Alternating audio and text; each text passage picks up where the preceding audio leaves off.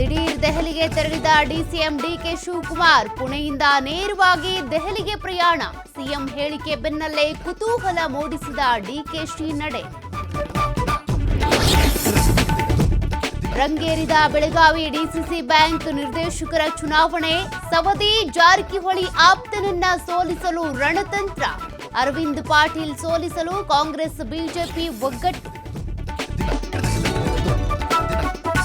ವಿಮ್ಸ್ನಿಂದ ಕಲ್ಯಾಣ ಕರ್ನಾಟಕದ ಜನರಿಗೆ ಶುಭ ಸುದ್ದಿ. ಆಸ್ಪತ್ರೆಯಲ್ಲಿ ಎದೆಹಾಲಿನ ಬ್ಯಾಂಕ್ ಸ್ಥಾಪನೆ. ಶಿಶುಗಳಿಗೆ ಎದೆಹಾಲು ಕೊರತೆ ನೀಗಿಸಲು ಕ್ರಮ. ಬಹುಭಾಷಾ ನಟ ಕೋಟಾ ಶ್ರೀನಿವಾಸರಾವ್ ನಿಧನ. ಹೈದರಾಬಾದ್ನ ಫಿಲ್ಮ್ ನಗರದ ನಿವಾಸದಲ್ಲಿ ವಿಧಿವಶ. ದಿಗ್ಗಜ ನಟನ ಅಗಲಿಕೆಗೆ ಟಾಲಿವುಡ್ ಸಂತಾಪ.